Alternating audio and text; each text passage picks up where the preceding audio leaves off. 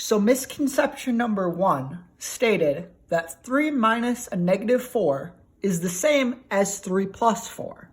So for this misconception, if you were to look at the original problem, 3 minus a negative 4 on the number line, if I'm taking 3 steps to the, if I need to take steps to the right, I already took 3 steps to the right.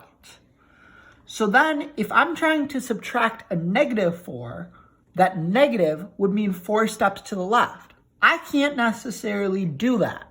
So instead, what I'm going to do is think of this problem more or less as 3 plus the opposite of negative 4.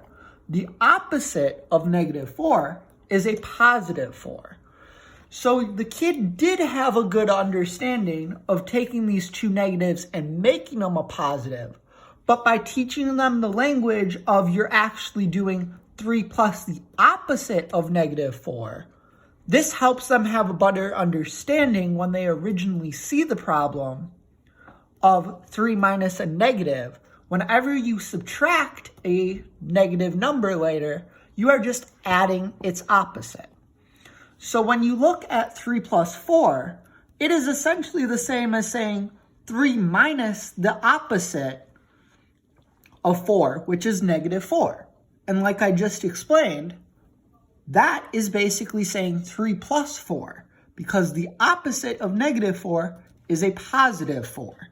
So while it is easy to say two negatives do equal a positive, we need to have the importance of the opposite in there to be able to show our kids visually, if I took 3 steps to the right and I need to subtract 3 steps to the left, the only way that I can do it is take 4 additional steps to the right, which gives you 7.